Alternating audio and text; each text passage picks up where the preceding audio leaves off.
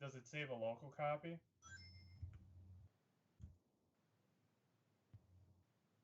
That might destroy your system resources, but give it a try. Well, how about we just try it and then start recording later as a backup? Yeah. I mean, if there's problems in the first 5 minutes, then start dumping it on the fly. But if there's not, I don't know. I could only imagine that eating a system.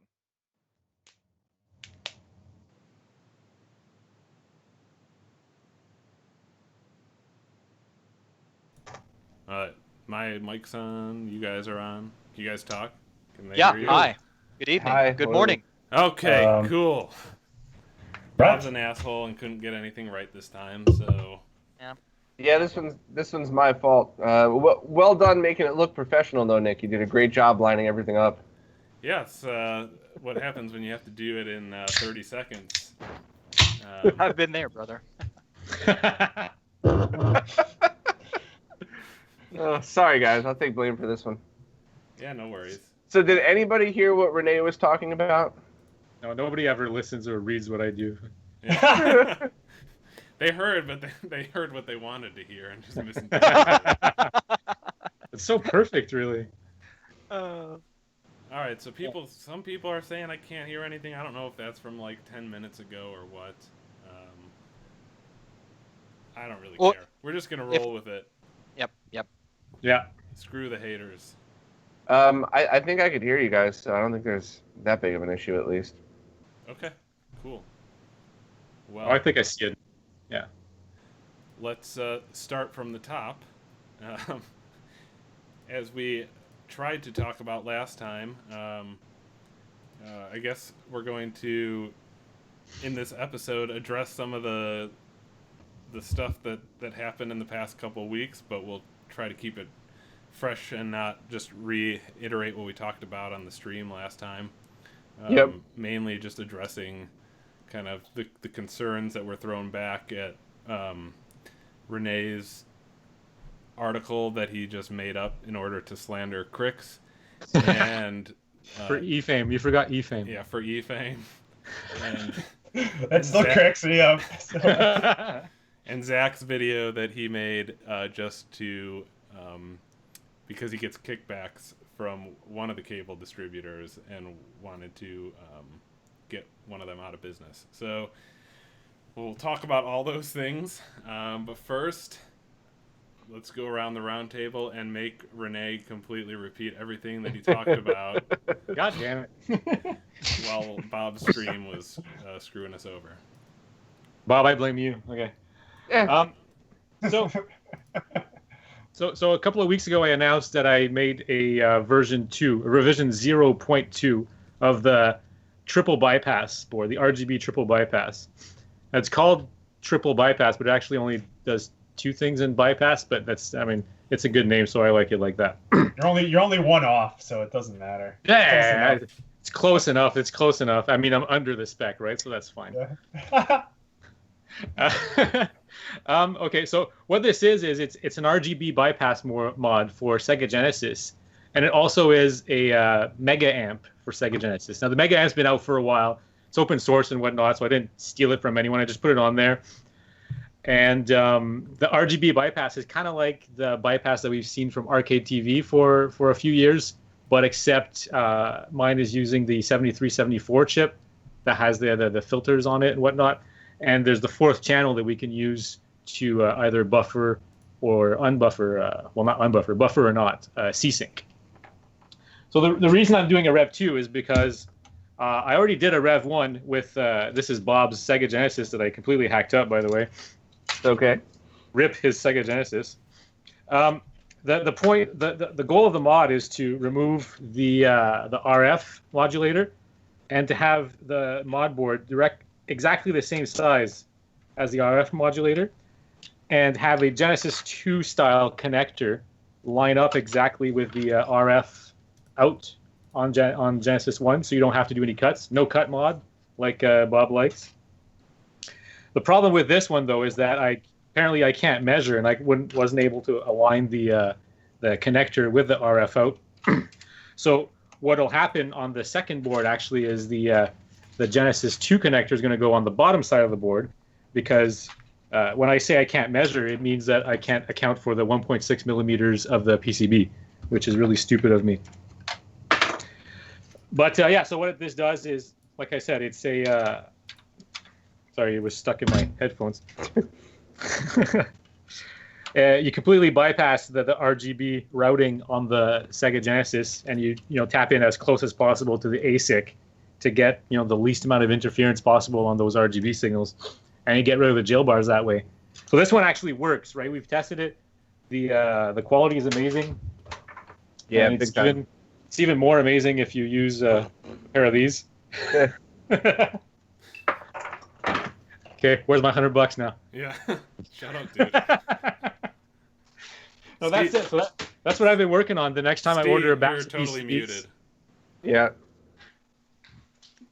Nope. Sorry.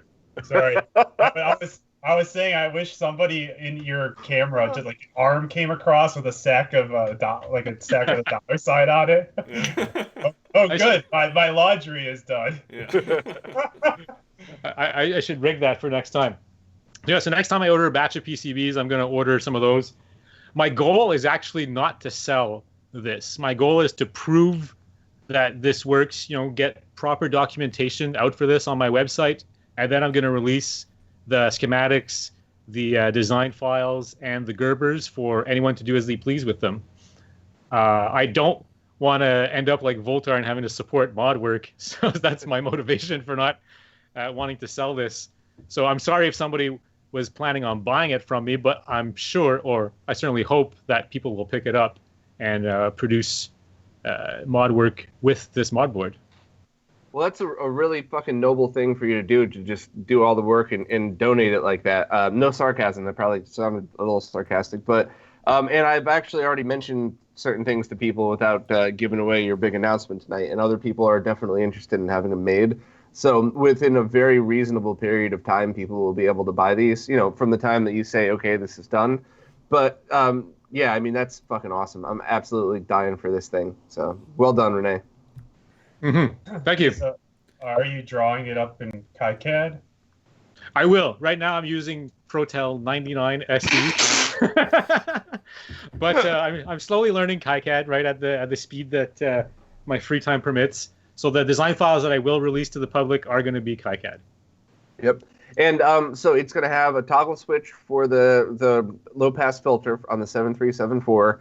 It'll have a toggle switch for the audio in case your Genesis already puts out perfectly good audio. You could just route that right through. 75 ohm or TTL sync, depending on what you use, right? And everybody who uses a 32X, I think you got to leave it at TTL. But don't worry, we'll put that in the documentation. And I will personally be helping test these in like everything. So every model Genesis, including even the CDX, because I actually have a CDX that doesn't output RGB. But most definitely the Genesis 1 and the Master System 2, I will be doing a ton of testing on, because that's, the Genesis 1, there's a ton of advantages to that. And the Master System 2 doesn't have an RGB output. So this is the perfect thing for it. It's beautiful. You could use an FM power-based mini with a Genesis. Yeah. Yeah, there you go. Pass that bag of money back. Well, Renee, it's really good to know that you're spending your time doing other things than trying to troll all the ROM cart makers and cause drama. Well done. Yeah, nice work. Well, I expect a certain level of e-fame from this, though. So. True. Very true. Very true. Oh, fuck. Okay. All right, Bob, how about you? What's your topic of the month? Well, I've spent most of my extra time trying to field emails from people who saw Renee and Zach's last posts and videos, trying to explain to people that no, your ROM cart won't make your console explode, and no, your RGB cable won't destroy your console. I've gotten a ton of emails lately about C-Sync on PAL SNESes, which is, I thought that was pretty clear.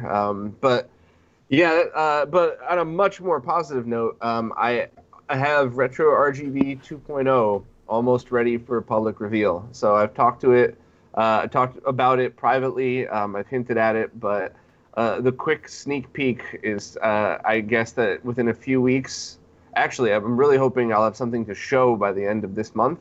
but pretty soon the website will be completely redone and a lot easier to use and cater to all kinds of people. So be even easier to follow for the beginners, but even some of the experts now will have a spot to both discuss and post all of their really detailed info, which there really isn't a place for that in the current one. So hopefully I will be doing a big announcement and a big fancy video on this soon, because there's a couple more surprises to come on what I'm actually going to be doing with it. But yeah, that's most of my... Yeah, but I just wanted to say, I've had a makeover.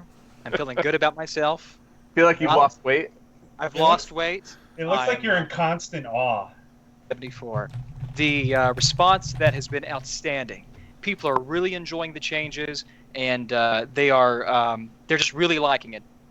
And so the PC Engine Duo board, I'm going to do there's a wave of it coming, and then the N64 boards will be back in stock. But here, I hope within the next month, I will be doing, hopefully, mass production after I negotiate with the Chinese, so that there will be high volumes. There will be a high volume of all of the stuff that will be more readily available. Now, other than that crap, I have been I've been poking around quite a bit with a Commodore 64 diagnostic cartridge. Now, this thing that I'm designing, it's a cartridge for the Commodore that will allow you to test the PLA, all of the ROMs, as well as all of the RAM. If you have a system that has a dead screen, which means you have no display but the computer boots, I'm going to have LEDs on the actual cartridge that'll illuminate during runtime as these tests are being processed, so that those will be indicators of what exactly is failing or what has failed, so you can blindly fix it.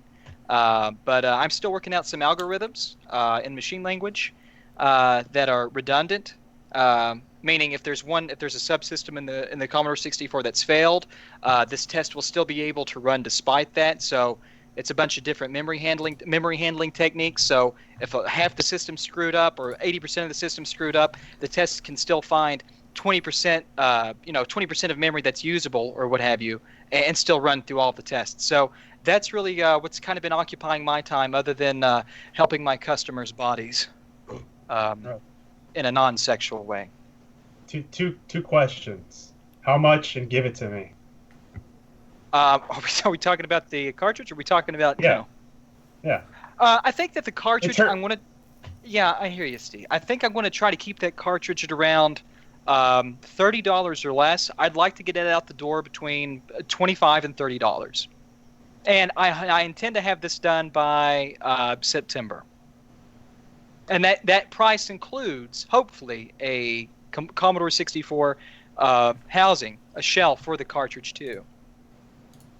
Okay. Nice. Yeah, I'm locking in at I'm trying my best to lock it at $30. It maybe $5 below that, maybe $5 above that, but $30 is my goal in life, because that's the value of me personally, and I think all my products should be worth no more, no less than I am to anybody. I'm just going to leave it at that. Thank you. Thank you. So that's it for me. Sweet. Steve, how about you? I guess one thing I thought was interesting to bring up is we had one of our customers have a support ticket with an issue he's had where they would use the HD Retrovision component cables into CRT, and directly in it would work perfectly, but if you ran it through Switchbox, you would get problems when on large screen transitions. And the Switchbox he was using is this one. Power. It's a powered Switchbox, but this is specifically this monoprice Switchbox. And it's not only powered, but it's a solid state. It uses transistors to switch the electrical signals. And I kind of wanted to bring up why this is not listed on our website as a recommended product. So there's a couple ways to switch signals, and my favorite way is a mechanical switch box that has like switches. You press this, and all the contacts, you have metal contacts change. And the reason why I like it is really difficult to screw up. Uh, it's not a lot of design caveats involved in this type of switching mechanism. The only disadvantage is that this box becomes part of your transmission line. So if you're running like 15 feet of cable into here and the 15 feet of cable out of there, you have 30 feet of cable, and this is like in between, and this isn't impedance matched or anything. But only in extreme high-speed cases you'll really get issues like that. And then there's other boxes that are kind of like a hybrid where it's not like you physically pushing switches, but it's they use relays. Old Pelican switches, component switches have these where you press the button and you hear a click, and that's it's similar to this. There's a relay and two pieces of metal slapped together to form the connection. Not too much to screw up in that.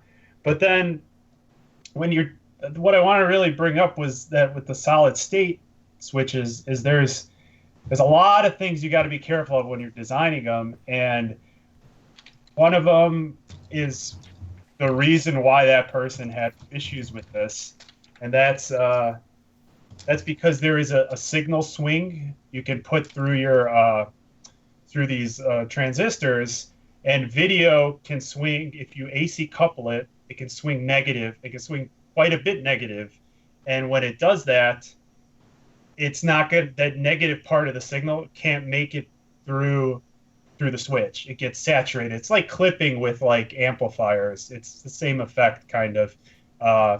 And so that's the reason why we don't really recommend it, because this switch doesn't do that properly. You need a minus power. You need a negative supply rail to properly pass negative supply voltages. And if you notice on our site, the only one we really recommend for a solid state powered switch right now is this one, which is the G-Comp switch, and it has a -5 supply and a +5 supply, so it could properly pass through everything.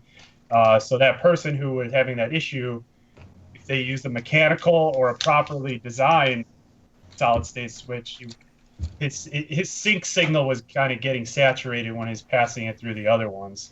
So I just thought it was something worth bringing up, and the reason why you should be really wary of solid state switching in not just component, but any of the other types of video signals, because of that whole nature of going negative and stuff like that. Gotcha. Yeah, that monoprice switch is something that a lot of people ask about because it's cheap. But yeah, I usually tell people to stay away from it. And that reminds me, now I remember where my G-Comp switch went. I was looking for that the other day, going, where the fuck did I put this thing? Yeah, That's where I put it. Said you didn't need it back. Before the G-Comp switch came out, whenever people asked us this question, our answer was pretty much just stick to mechanical, because in general for powered switches, there's a lot more that can go wrong there with bad design. Yeah, there's not only that signal clipping, but there's bandwidth issues. Transistors have all these parasitic capacitances everywhere, and especially if you're passing high-speed signals like 480p, 720p through there, you're not going to get all the detail. It's going to be reduced. So yeah, just as a general thing to throw out there, we do have a third-party products page on our website where we list products that we've tested, and we do have a section on there for the component switchers that we like. I assume if we find more, we would add them. But yeah, the G-Comp switch is on there, as well as like the couple mechanical ones that we like. And I've heard some people complain about the price of this, but for what you get, and it's designed properly, I mean, there's a reason why we only recommend this one right now. It's because of the kickback that we get from Yep. Super G. Yep. I always get a little annoyed when people start talking about price. Like, why should I spend $90 on that when I could just buy the monoprice for $40? And it's just like saying, why should I buy a brand new car versus like a 1985 Yugo?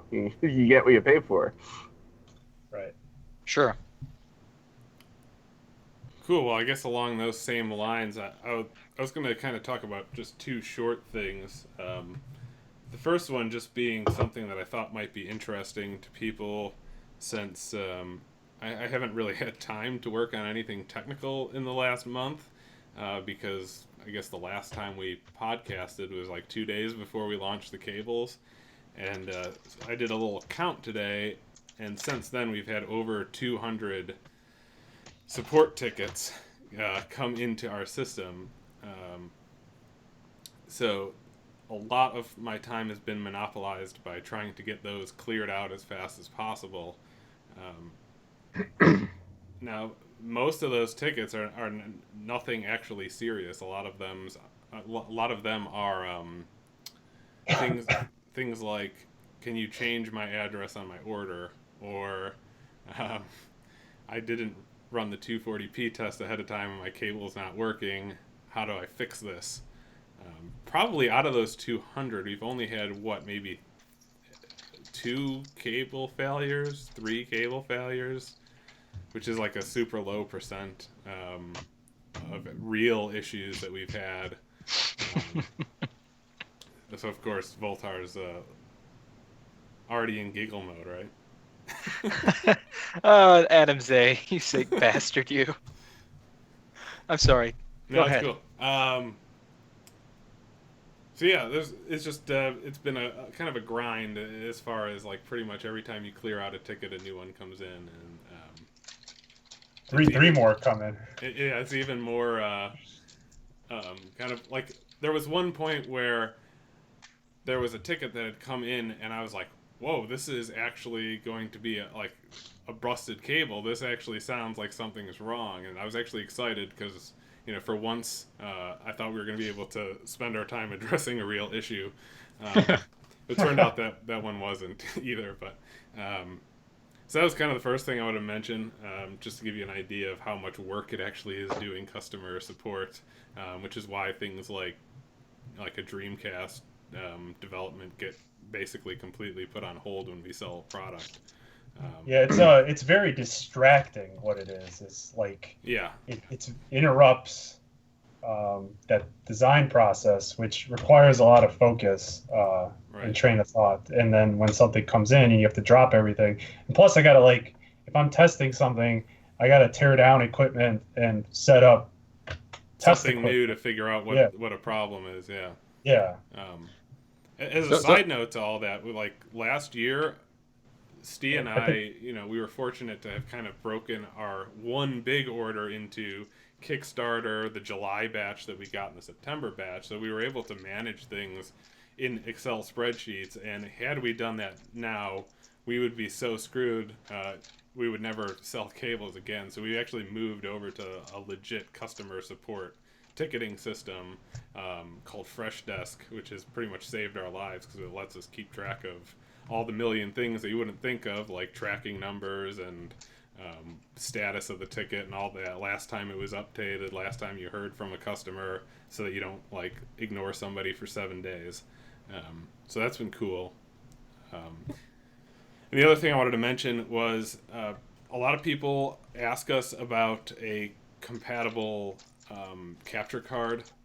So over the last week, I ordered this StarTech because we had gotten reports from people out there that this worked with both the Genesis and Super Nintendo cable. So my feeling was that I wanted to have one that was, this is a little expensive. I think it was $170, but have one where I've actually tested it and put it through its paces a bit. So I've been streaming a little bit this past week for fun, just making sure this thing works. And it worked perfectly fine out of the box with Super Nintendo and Genesis. We had to hack it up with drivers from the Microsoft X Capture to get it to work with the N64 for some reason. I was convinced that was BS and that I was just doing something wrong with the original drivers, but I went back and tried for 2 more hours and couldn't get it to work, and I have no idea why, since generally you don't think of N64 as having as big a problem as the SNES. The biggest problem with that capture card, though, is if you use older drivers, it'll mess up your PC and set it to 100% CPU usage if you're in high performance mode. The capture card that I've just been using, which is funny because my buddy Jose has been telling me to use this for like 8 months now, but it's a desktop card, so you need it. It's got to be PC and it's got to be in a tower. But it's the DataPath Vision. I think it's the Vision, but it's the one you can get them very cheap on eBay for just over $100. And it works in every resolution. It works with the HD Retrovision cables. Steve was nice enough to sit on Skype with me one day for like an hour and go through the captures to make sure it's not, you get an accurate representation. I absolutely love it, but the only two things that I would say are issues with it are you got to get it used because new they're like $700. And it's internal only, so that's kind of the only issue. But yeah, that's definitely the one if you want, really good, really high quality. Yeah, I mean, if for some reason you prefer an internal card, StarTech makes an equivalent internalized version of this. I wanted something that I could quickly, throw on my laptop if I wanted to. I haven't yet, but I may do that at some point just to verify that this thing works okay with a Mac. Yeah, but I found one other capture card that's as high quality, but gets really, really funky with the off timings of the older consoles. So if I could ever figure out how to fix that, I'll recommend it. But yeah, I don't know. I haven't been. Steve, you never made any progress with that, right? The Epiphan card? Not that much more. I only really can use analog RGB into it, and that seemed to be more stable, I thought, than running the digital into it. I don't remember. Yeah, we'll revisit that one, but capture cards can be such a pain in the ass, but once you get them working, a fun tool. When you were talking about customer service, Renee looked like he wanted to say something, but then he got cut off. Oh, sorry, my bad. Well, the impact will be not as significant now, but what I was getting from all of that is you were trying to politely tell people to shut the hell up so you can make cooler products. Yeah, I guess a lot of things could be solved if people read the card that we spent like a bunch of money printing and shoving in all these packages that tell you to first read the troubleshooting page and then Nick. Oh God, Nick. If you have learned anything from the last month is that people don't read shit. Man, Nick, where have you been? This is 101 now. Yeah. Come on. This is the RGB 101 video. 100, I think. 100 level class. There you go. Like 63, but okay. Yeah, I mean, we expected this. We budgeted for this in our time. We knew that once this happened, it was no more work on anything meaningful. But cool. So I guess we'll move on to the addressing the criticisms section. Jesus Christ. I know you wanted to go on like a 3-minute rant, Voultar. Why don't you take care of your stuff first? Because I think we're going to get bogged down once we start talking about exploding consoles. Okay. Yeah, you said you wanted an opening tirade? Yeah. Yeah, that's right. You bastards. You bastards. That's all I want to say. So basically, I made this video. Believe it or not, it's actually by happenstance, and several of these people here will attest to this. I made the bulk of this SCART cable video a while back, a couple months ago, a month ago, somewhere in that time frame, a while back, and I got through shooting a bulk of the footage, and I had really no interest in releasing it at that time because I was afraid of certain things happening. And I was just basically afraid of social retardation sort of taking effect. And so what happened was, though, is I was watching a panel at Too Many Games with My Life in Gaming. People, they had a panel, and they made a comment specifically about Master System and Genesis cables being potentially dangerous to certain equipment. Now, I thought that their comments were extremely honest, as they were personally affected. They both had two of these cables that were grossly built incorrectly. But aside from that, I felt that people were kind of ignorantly accusing them of trying to fearmonger and for propagating baseless rumors. So I made a video right after all that kind of blew up, providing an analysis with a repair segment at the end, and that's all it was. And the science and the data was all there in the video. But despite your best efforts, people will always accuse you of being a male misogynist, of inciting fear in people's loins, and just being an asshole.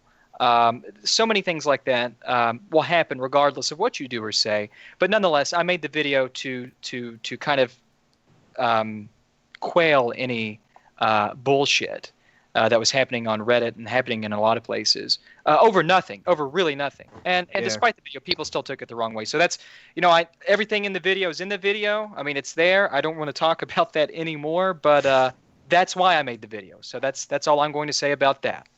Fuck off. Yeah, and that's why I made the follow-up video, just a very quick, here's how to check your cables and here's how to replace them. And the thing that kind of cracked me up through all the Reddit drama was that Rachel and I were emailing back and forth as the Reddit drama was going on, kind of I think she was a lot more upset than I was about it because she wasn't the one that was talking shit. Reddit people were talking shit. So it was, it was kind of uncomfortable. But yeah, it's bottom line is, from this day on, I could imagine that every cable you get's going to be fine. If I've heard reports of newer, this 2017 cables having issues with them, but the bottom line is it's so quick to test these things, and it's so cheap if there is a minor thing wrong with it. I would just test them to make sure, but from now on, everything's fine, and it shouldn't be a big deal moving forward. That's right. I mean, the one caveat to that is, there are people who are just gaming enthusiasts, watched My Life in Gaming's channel, and were like, yep, I want to get a SCART cable and start playing my games with the FrameMeister because that's going to look awesome. And literally have never picked up a soldering iron in their life. And I don't expect those people to be obliged to crack open their SCART head and desolder a whatever chip she puts in there, the 7314 or something. I just want to say, because you said that, Nick, you can, if you want to, by your own volition, if you have a cable with a 7314 2-gain driver and you want to repair it, you absolutely can. But if you don't, I've spoke to the Florida lady, and when all this was happening, I was speaking to her, and she couldn't understand where this was coming from. But nonetheless, according to her, per her conversation with me, she will take those cables in regardless of how long you've owned them, and she will fix them for free. Yeah, I mean, that's exactly what I was getting to. Okay, I'm sorry. Yeah. And I think Leon said if anybody's up in Canada and doesn't, can't pay the shipping, he offered to help out as well. I don't know if he offered for free, but Leon's trustworthy enough. He's not going to charge an arm and a leg, so. Yeah, I mean, I think kind of the overarching point to all this is nobody. Hey, I'll be right back. I need tissues. I'm sorry, guys. I'm sick. It's not in here. Oh, I thought he farted. I thought I heard a fart. I guess the overarching point to all this is that nobody's here to call somebody out and make them look bad.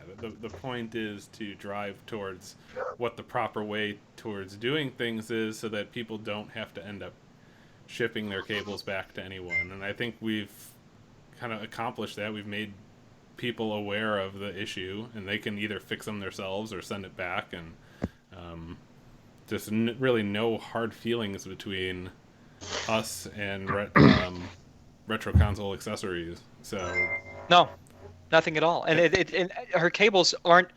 I've had several criticisms about them, obviously, but they're not terrible, god awful cables. I mean, they're not. So, people need to stop asserting that and putting words into my mouth and everybody else's. I think you can be critical of somebody without being really disparaging.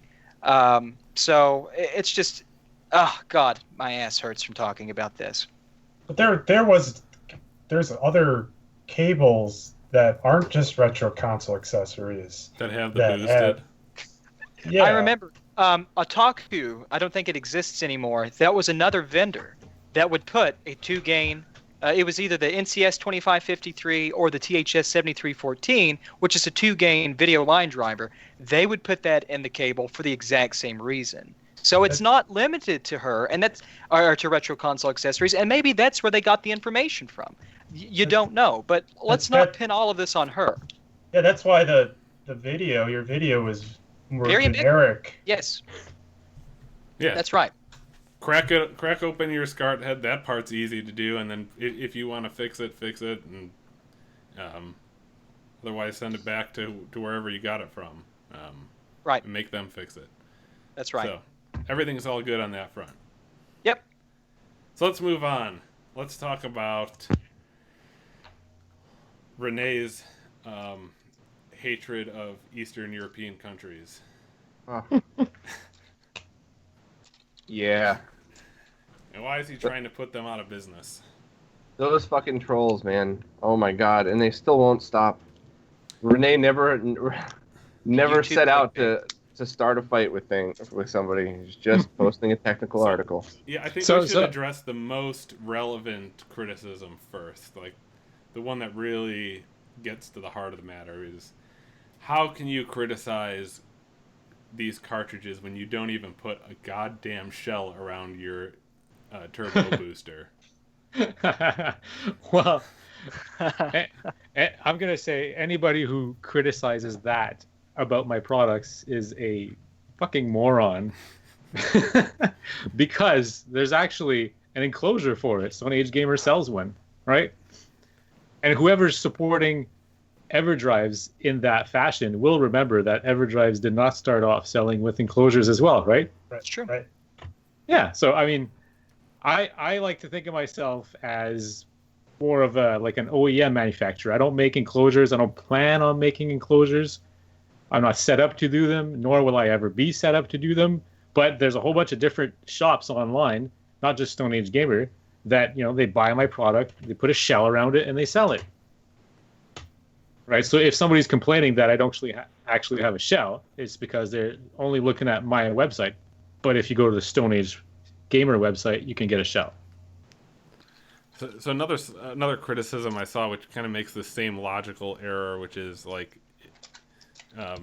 just references something totally unrelated, but maybe closer to being related, is people were, well, I shouldn't say people. I should say Eugene Johnson and some other dude. I forgot what his handle was. We're really Timothy? Timothy. It doesn't matter. Jimothy. Whatever his Jimothy. name was. It's a fake account anyway. Yeah. These guys with the fake accounts that just wanted to troll, they were really calling you out on mentioning ground planes. So you want to talk about that whole nonsense? Yeah, well, bit? I think it's hilarious first because they're actually bitching at me that I don't know what a ground lead is. Neither do I. Anyways, so what I said in the article was that I own a few of the EverDrives. I have the Master EverDrive, the Turbo EverDrive, the Mega EverDrive, and none of those have a ground plane on them, whether I look at the front side or the top side or the bottom side, right? So that's what I said. I said the ones I have, I just realized, quote for quote in my article, I say, I just realized the EverDrives I've been looking at don't have a ground plane. Right? Now, these people took it completely out of proportion and said that I stated that no EverDrive ever in the history of humankind has a ground plane. Yeah, but because they took that out of context, that completely shoots down the whole 5 volt to 3.3 volt conversion. That's issue, right. That's right. That's right. Yeah. Even if you had this... gotten that completely wrong, it's still irrelevant to the crux of the article, right? It's logic 101, right? You've got this nice Corvette that does 0 to 60 in, I don't know, like 4 seconds, but the radio doesn't work, so therefore it doesn't do 0 to 60 anymore, right? So, yeah, exactly. American. Yep. So I guess I know you guys addressed this in your top 10 reasons your ROM cart will destroy your retro console. But I think, in case there are people who haven't seen that and are watching this, it's probably a good idea just to go over two things: the difference between an EverDrive and an all-in-one cart, and any other products that are out there. I mean, your article was not focused on EverDrives, even though that forum kind of came after you the hardest for some reason. Yeah, all right. So let's back start with up. that. Yeah, let's back up to level one here. Is my intent was very close to what Voultar's intent was. There's products out there with specific problems, and I wanted to inform people of those problems, and hopefully that would result in the betterment of these products in the future, right? I mean, like Bob said earlier, right? We have the Florida ladies guarantee that all future cables will be correct, right? Even though there was a huge drama around it.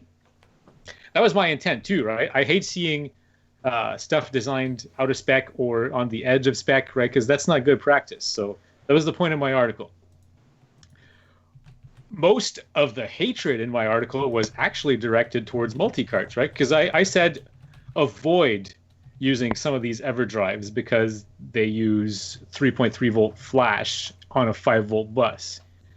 Then I looked up the definition of avoid. It actually means not use. And sorry, what I meant was avoid, as in Bob should avoid getting drunk every night, right? He's still going to get drunk on occasion, but he's not going to get drunk every night, right? That's avoid. That's my definition, right? So I'll let you pass because you're French Canadian. Yeah. I actually think it's a great analogy. There's nothing wrong with getting drunk. There's only getting wrong, just don't do it all the time every night. Yeah, exactly. So, I mean, there certainly was, and I pointed out this to you privately, like that I agree that that was probably the one point of contention that people were making that maybe could have been worded better, and you went back and corrected it, right? Yes. Well, I changed the wording, but I also put a disclaimer on top that it originally said avoid, because I don't want people starting to call me a liar and whatnot. So I want the original content to be available, but also the amended, true meaning that I was going for to be in there as well. It doesn't change the fact that the things are designed out of spec, though, right? Right.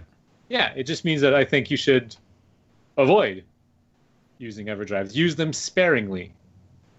And not all of them either, right? So yeah, exactly. So the two things that really cracked me up about that is the only things that you actually shit on were the things that I don't think anybody disagrees with you. Those 161 and 1 Neo Geo carts and those NES ones. What were they, like the whatever the ones that Zach used in the picture? Yeah, the NES multi-carts there. Yeah. The N8. Those AliExpress specials. Right. Those are the only ones that you actually bashed, and rightfully so. But on top of that, nobody disagreed with you on those. It was just the other ones, No, yeah, I've never heard from anyone that they said they love their 151 and 1 and they should keep using it. I might be remembering this wrong, but didn't you write that article initially? You had like a draft of it, and then based on your previous podcast, everyone, because this was discussed a little bit, everyone was asking for a list of stuff. That's right, yeah. Yeah, so you were like, okay, I can try and see how many of these I have and evaluate, like have a photo and evaluate what I think is going on with these. Like that was by request. And I saw on Twitter a lot of people had been just sending pictures of their own stuff in, and it made sense to throw this all into an article, right, rather than have to respond one by one to every person that takes a picture of their whatever flash card they have. Yeah, exactly. I mean, like Steve said, this article has been on the back burner for a long time. I've been discussing this subject on forums, on my Twitter and whatnot for years, for at least 4 years, right? Ever since I've joined this community online. And people, like Steve said, have been asking for a list, have been asking for what my opinion is on the design of these devices. And when I finally release it, the internet sets on fire. So Yeah. I went through the what, same thing. Sorry, go ahead. I just wanted to follow up with Renee. That's exactly what happened to me. I was labeled as kind of being being an opportunist for releasing that video. You can find forum threads of mine from 2013 where I'm specifically talking about and being critical of the SCART cable, all the SCART cable problems, and exactly what I made the video about. I talked about in 2013. So you can't listen to you got to drown that noise out, my brother. You have to. Yeah, I'm not affected. I mean, I'm here for you. If any of the trolls are watching right now, I hope you continue to troll me, because I want you to keep wasting your time thinking that you're affecting me in any way possible, right? No, just no. You just blew it. You just gave away your cover. What's the point of that? There was one thing that I said in the video, though, that when I went back and rewatched it, that I don't think I worded the best way. I said when it comes to the EverDrives that are affected, I'm still going to use them, but I'm just I wouldn't use them as much on a console that's rare. And I think the example I used was like a Genesis versus a CDX. But the thing that I didn't say is I also would use that CDX as little as possible. It's not just that I would only use it, with original carts. Like, if I ever had the opportunity to either use a Genesis or a CDX, why would I use the thing that's super expensive and rare? I'm going to use the thing that I could just call up Steve from Brooklyn Video Games and be like, hey, dude, put a Genesis aside. I need 3 of them. So, so that's the only thing I think that I probably didn't say the best. But yeah, I mean, I'm still using them, just not the ones we just mentioned, obviously. But, right, I mean, but for me, if it's a Genesis that I picked up at a flea market for $20 versus the Genesis I got when I was 5 years old, it's going to influence my opinion on it, right? And I think I've seen this pointed out in comments too, and this is a legitimate point, which is everything causes wear and tear, right? Even playing a regular cartridge, you plug that thing in, you take it out. That's one fewer times that that cartridge slot is going to be able to keep working. But understanding that, I would like to minimize additional wear and tear to my console that I care about that I had as a kid. Starting on that point, I think it's worth just quickly summarizing what was in the article, in that you're driving, if you put this cartridge in, either this multi-cart or a flash cart that has 3.3 volt flash without level translators, you're more so. I'm wondering why people aren't talking about the clear damage you're doing to the actual cart. Yeah, exactly. That was the main focus. That's what kind of confused me. I thought that was the main focus of the article, whereas there's a lot more damage done to this actual cart you're using. Sure. This flash cart you spent over $100 on. But it seemed like the little blurb you put in about how the console now has to drive a slightly more current into the bus and into these flash carts, that's causing extra wear and tear. Why everybody focused on that? Yeah, that's a good point, and we're kind of spending our time addressing the criticisms focused on the console, whereas maybe we should just direct people's attention more towards the fact that you're adding damage to a cartridge that you spent a lot of money on. I mean, I would be pretty pissed if I spent SD2 SNES kind of money on a cartridge and this was going on, right? That's a lot of money to spend. But that was one of the ones that one was of the good ones. ones. Okay, yeah, so my point is you can spend good money on these cartridges. Some of them are pretty affordable now, and whatever, you throw away $40 and you don't care. Well, speaking of affordability, I don't know if anybody's actually cracked one open, and I don't want to open a can of worms here, but has anybody looked at those Neo Geo things that are out now? The Neo SDs? Well, yeah, there's two different carts, right? There's two different flash carts. Yeah, it was discussed on both forums, I think, and on both said that they're making them for the correct voltage. But that's the whole point, you know. But Renee took all this shit in the comments, but the goal has been reached. Now this is something people are talking about.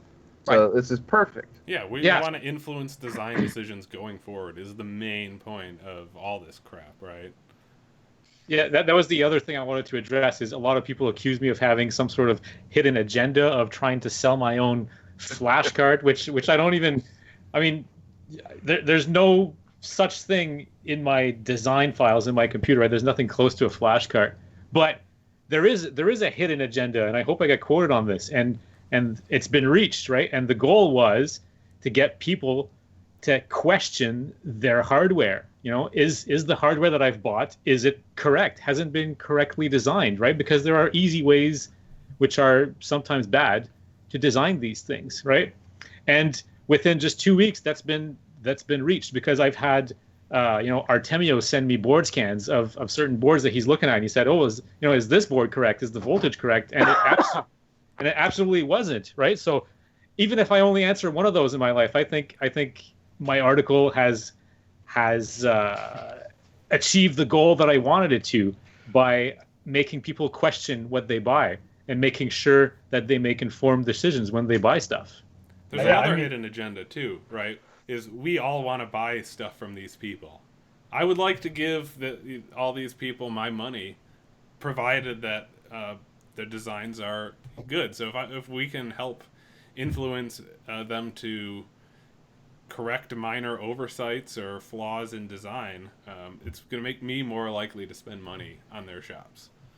Yeah, I think that's a good point. And like for me, more of a focus, like when I'm reading the article and I'm looking at these carts having all this current dumped into the flash, I'm thinking of repros mostly, and not just repros, new homebrews that are coming out. That's my main concern. There's a lot of new homebrews coming out.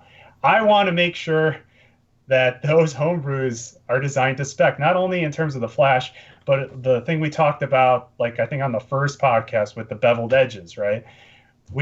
If these are being sold as like, hey, this is something that Sega would have designed and used, we want it to be like that, right? We don't just want to here's something I threw out there to get my software on.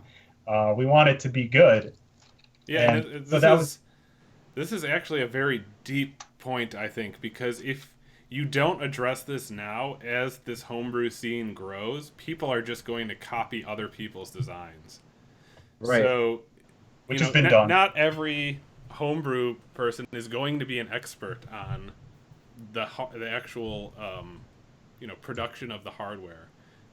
Some of them are going to just be software people and it's totally fair to go pull a design that they can find off the internet and throw their game on that. And if it works, then they're happy. And I think correcting these issues early is a big help for those people. I would hope that when somebody Googles, release homebrew cart or whatever, they land on, one of our websites and it clearly says, beveled edges, hard gold contacts, that kind of stuff. Because I've actually seen homebrew being sold out there that's on, Hazel boards, and that's just really bad. Yeah, what is it, Steve? What is the immersion technique process that you want for your PCBs that are they're plated and scratch resistant? What is that called? I can't remember. Gold plating. It's called hard gold. You want the hard gold. You don't want the soft gold, otherwise known as ENIG. You don't want that on your edge contacts because that's a soft layer that scratches away. That's only for solderability and to keep your contacts oxidized free, non-oxidized for when you go in solder. Right. It's not for a mechanical contactor. But yes. I wanted to say something concerning reproduction carts especially. I can see with NES reproduction specifically, those 8-bit PROMs, the 8-bit chips, those are still widely available for 5-volt supplies. Now, the 16-bit PROMs, there's some TSOP variants of that are 5 volts or 5-volt compliant. But man, even the 16-bit stuff is starting to that's getting difficult to find, and it's mostly 3 or 3.3 volt supply on those. So yeah, like if you go on DigiKey, you can find up to 8 megabits 5 volt, no problem. After that, it's hard to find. So right, yeah. No, I remember looking at stuff like that because on my I have a board design on the HC Retrovision website, which is just a basic ROM, and you can either put an EEPROM or you could put a 5-volt flash on there. And I remember there weren't that many models you can choose from when I was looking those parts up. Yeah, I hear you, Steve. We got commenters being funny. There we go. But yeah. So I mean, but when you get into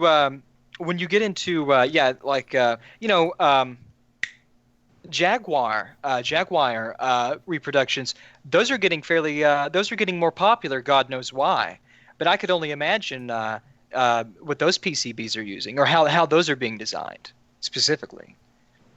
Doesn't matter. Forget I said anything. Let's see. All right. Well, I think we've beaten this horse to death. Well, I think there's sorry, one small point. Like I think that I guess should be talked about a little bit, so people understand. I'd kind of mentioned it before. Everyone's focusing on, I was focusing on the cart side. Like I don't want to damage these carts, right? And everyone ignores this and then sees console and then reposts article, blah blah's killing console, the consoles are dying, stuff like that. And I just I wanted to mention that Renee is accurate in saying that you are putting more current is being driven through your CPU, your RAM, whatever's in your console. But at that point, it's all statistical and it's all opinion. I've asked a bunch of different engineers, like, would you do this? A lot of them say, no, I would never engage the protection diodes over here and drive current through them. I would put external Schottky diodes and then there's people who are like, yeah, I've used that before on a bus like that, but I put bigger resistors because I wanted less current to flow from that device. And so yeah, but if you put bigger resistors there, then you're playing with the RC timing, right? Right. And then it becomes like a balancing act, and then it's very complicated. And it's like, okay, why not just put a level translator in the first place? But my point being is that it's not clear cut. Oh, hey, this is absolutely wrong for the console, or this is absolutely right for the console. Is that it's kind of gray and maybe even a little insignificant, I guess. I don't know. I guess the point being, if you look at the spec sheet of the 3.3 volt flash, it's clearly wrong, right? You can't do that. If you look at the spec sheet of, say, the 68K processor, it's not clearly wrong. I mean, they specify the output high voltages at currents of up to 5.3 milliamps. They don't say it's wrong to go above that. But putting a 100 ohm resistor on a flash card between a 5 volt and a 3.3 volt flash results in about 7 milliamps peak current flow between those drives, right? So it's not as clear cut. There's so many little tiny details, and that's the problem. If you put all those details in your article, you would have had 0 people read it instead of 0 people read it. No, exactly. And I did start off that analysis in my article by saying that this was an idealized model, right? Because I wanted to keep it simple for people to understand. I don't want to get into all the little intricate details because it's not an engineering write-up, right? It's a technical write-up meant for an audience of retro gamers, not meant for an audience of engineers. So, sorry to interrupt here, but isn't the point of all this that if this is just designed right in the first place, then we don't have to worry about all these edge cases and do this kind of analysis? Just follow the spec sheet and it's all good. And that's what's going to happen going forward with the most popular manufacturer of these. So I agree, but I just wanted to address why people were focusing on that whole console and thing. Because people can't read. That's why. Or people just people only read and people only interpret what they want to interpret. Okay. I think more important. Voultar is just lucky that he didn't have an article published about him on Nintendo Life. Yeah. Yeah. I'd be. Let me tell you something. I'd be finding people. All SCART cables are wrong and are Yeah. killing your FrameMeisters. Right. That's the headline. Right. Yeah, house cart cables will burn up your FrameMeister. Yeah. All right, so let's move hold on on, to the next section, which is what else is killing your retro console. I'll tell you, the boys' club, the man's club, misogyny, chauvinism. I think Completely. we wanted to. I think Steve's recommendation, which I agreed with, was we should Oh God. have a 15 minutes of a positive topic, so that we don't come off as a bunch of curmudgeonly old grumps that are trying to make gaming not fun anymore. That's not accurate. We're not old. I'm getting there. I am old and curmudgeonly, so fuck off, Nick. We should talk about any cool retro products that we know are designed well and that we like to use. Mm, Oh, that's nice. I got two favorites. Yeah, you go for it, Bob. The G-SCART switch and the open source scan converter. Yeah, Love those.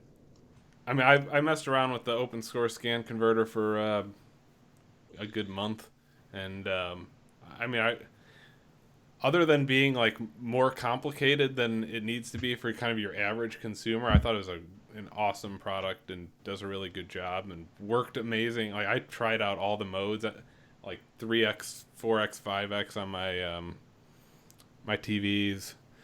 Both of them accepted all that just fine. Although I really don't understand why everyone's so obsessed with this 5x mode. I didn't think it made any sense to use that. But Which is funny because I so vehemently disagree because I think it's amazing and it's all I use. But Yeah. okay. Yeah. Yeah. Whatever. I mean, I think I've said this a million times, but I'll take the if the OSSC never released that update and just had 720 mode, I would still prefer it over the FrameMeister at 1080. On both my 1080 and 4K TV, I thought OSSC looked better at 720, but I agree it's a cool design product and should get some love. So I guess I already kind of talked about something I thought was designed good, which was the G-Comp switch, and again mainly because it's the only thing I've seen thus far that provides a negative supply rail to properly pass through video signals. But again with the OSSC, I mean, I haven't had much experience with the OSSC, but I remember looking up the schematics when we had this whole open source discussion. And I remember looking at the schematics, and I remember going like, oh, okay, what I would do here is, oh, yeah, that's exactly what I would do here. Oh, but here, yeah, I wouldn't do this. Oh, wait, it's right over there. It's like all this stuff that I would design it in a similar, almost the same way. Whereas if you look at a lot of other hobbyist projects, you don't see that type of like robust engineering. You see like stuff slapped together from app notes and stuff like that. So it was really refreshing to see when I was looking through that schematic that all this stuff was done in a way where I would agree with, or most of it. I only looked at it briefly when we were discussing that, but I felt that a lot of the sections were spot on. So Sweet. Yep, that's great. What was the question? Was the question open source projects that we dig, or anything Not that was necessarily designed? open source, just anything coming out in this retro community. I mean, I can't speak to it yet, but I already ordered the new wireless controller coming out from Brian. You've got it already? mine just came today, and I didn't open it yet. Did I take Nice. it out of the box? Man, Yeah, I know unbox I it. ordered that shit before you because I'm the one that told you that it was available. This is bullshit. Mine's tracking number says mine's coming Friday, so I should have the review out early next week. I didn't tell anybody about that until I had my order in. I was like, fuck these guys, I'm getting that before then. If it sells out, they can... But yeah, I I'm guess I'll go excited next. to try that because it looks really cool, and I know based on the AVS that he puts a ton of effort and time into his designs. And yeah, go ahead. Sorry. I was just going wanted to say, if you don't already, you should follow everything that Retro USB is doing. I think he's an awesome dude, and I trust him to design things. I think he has the right level of OCD necessary to design hardware projects. Hold it up, Steve. I want to see it again. I agree with that because the first thing I did when I got my AVS was I took a screwdriver to it, right? Like an NES Mac. And I looked inside, and it was actually exactly what I thought would be in there, but it was nice because you see all the little, like I said, the robust engineering things. You see the ESD chip on the HDMI out. You see all those little things that would be in a properly engineered product. So wait, what did you want me? This is the thing, and then here's the receiver. And by the way, this is not Bluetooth for those who may be thinking that it's the same as the 8-bit DOE stuff. Mm-hmm. No, because Bluetooth would get you like at least 30 milliseconds of lag, and that would be unacceptable. Right, yeah, I know Brian really designed this around like the speed runners and made sure like all those guys that he knew that were into that stuff really kind of tested it and put it through its paces. Has the latency been tested on that and analyzed? Oh, absolutely. I don't know what it is off the top of my head, but you can go find it out on his website. I'm sure he's posted it. You should have this information. This came in perfect time for me not to be able to play it because I never play anything anymore. Yeah, you should send it over this way. It might get Bring it with you. Bring it when you come over. Bring it. I want to test it. Okay. All right. Seriously. You're talking about the controller? You're talking about the controller or something else? Oh, you listen to me. You know what I'm talking about. So Zach, are you doing yours? The lotion on its skin. Am I doing what? God damn it! Damn it, man. The well-designed product that you enjoy, and I'll tell you what. It's the I don't have a lot of time these days, but a very well-designed product that I think hit an entirely new paradigm is the great Lord Commander Tim Worthington's NES RGB kit for the NES and the Famicom and derivatives. Pretty damn bumpy start out of the gate, but that has turned into quite a mature piece of kit. And I think I think the NES RGB's existence has sort of changed, or at the time and back in 2012, it sort of changed the landscape as far as the regular Nintendo was concerned, in my opinion. Yeah, good call. Well done, Tim. So one point about Tim is everything I've heard him say seems to be spot on. Whereas there's these other people who say things and they try to pretend like they know what they're talking about. And it's totally different with Tim. Like Tim is like, he knows what he's talking about, and I feel comfortable with everything he pretty much says. So I think, yeah, that's a good point. And Kevtris too. I'm not forgetting about Kevtris. The high def NES is amazing. Kevtris is an engineering genius. There's no question in that. And I love that kit too. But my goodness, 2012, a good RGB modification for the NES, we never thought it would ever happen. So that's why it's the first. So it's on the it's up on the list for me. Renee, you have Yeah, it's my turn. My favorite product for the last 2 years has been this thing right here, the SD to SNES. Now, I don't pick it because it's perfectly designed. I pick it because of the design strategy that's behind it. The SD to SNES is open sourced. What this has led to is it has led to amazing hacks by one of my friends in Montreal called Michael Larouche. He's made the Turtles in Time hack, the Chrono Trigger hacks, and the Super Metroid hacks and whatnot that add the the MSU audio on it. That's simply amazing, right? And the fact that it was open source meant that when Michael was missing a certain feature in the firmware to achieve the goals that he wanted for one of his hacks, he just he took the software, he pulled it, he changed it how he wanted it, and then he pushed the modification back, and now everyone's SD2SNES firmware has his modification on it, and it works just like he intends, right? And to dispel some myths, right? No one's actually losing any money because this product's open source, right? I don't even think that there's that many people manufacturing the SD2SNES, right? It just serves to make an extremely good product being open source, and I think that's amazing. That's why that's my favorite product.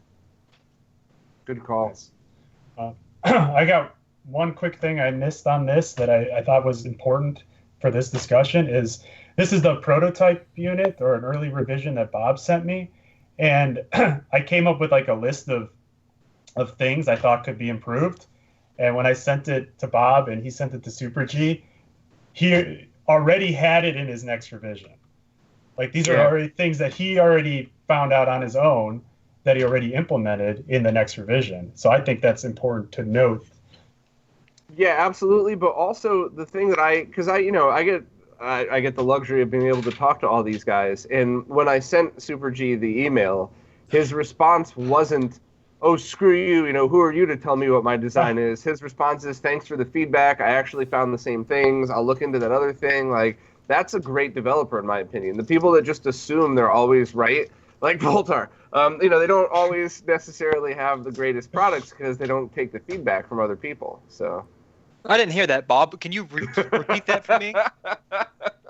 Just fucking with you. You are just as open to criticism as all the other good developers. But yeah, I like that a lot. I just don't like the people that sit back and assume their shit's the best without ever, without taking feedback. But Super G is always open to it. So, I mean, as I would expect any engineer to be, right? Like all of us here, I suspect, have been in scenarios, whether in graduate school or in their professional life as engineers, where people have told you that something you did was wrong, and it's not done in a calling you out way. Like, usually you take that and you're like, "Oh, thanks. Let me look into that." Or maybe you argue back. But it's never done in a personal way, right? And I wouldn't expect Super G who has designed something like that. I'm sure that he's the same way.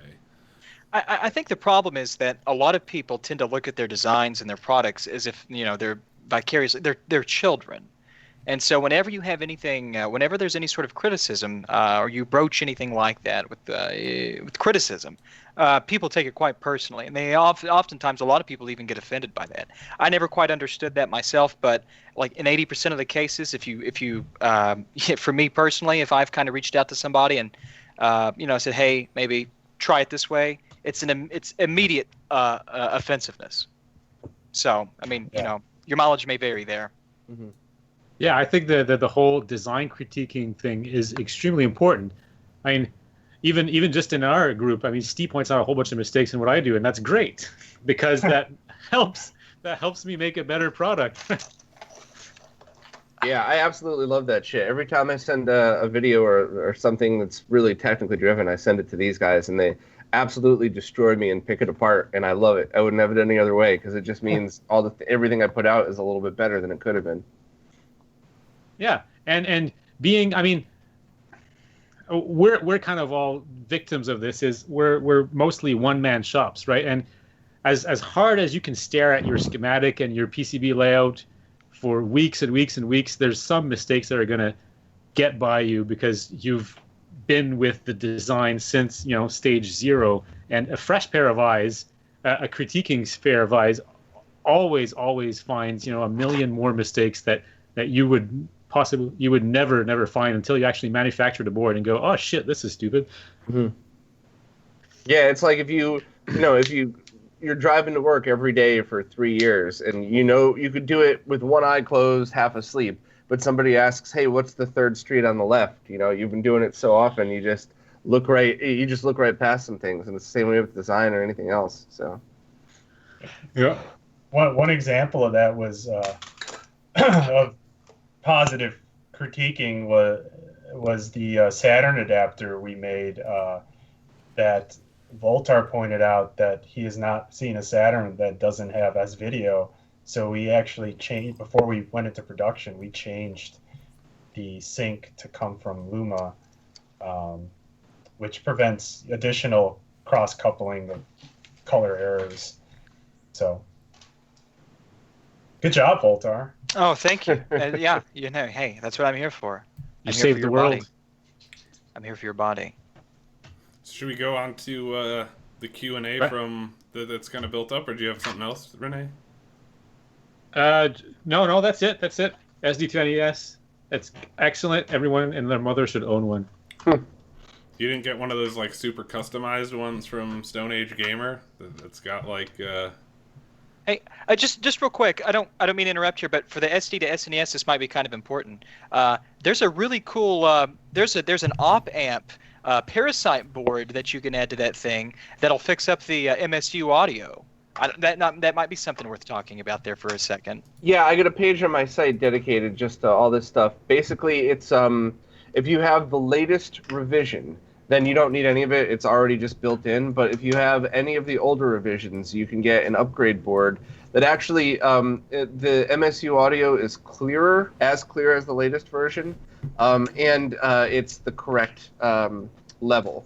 So let me just double check. It's if you have revision H or newer, you don't need it. Any other version. All right, well, I'll just send you one of the boards. Hey, Bob, send me one. Can you send me one, Bobby? Yeah, sure. I'm curious to know, like, what was the audio being driven through like Class D amplifiers before, and now it's run through op amps or something? Yeah, now it's run through an op amp. Yeah, but the links to all this Okay. stuff is I think it's just retrorgb.com/SD to SNES. Let me just double check.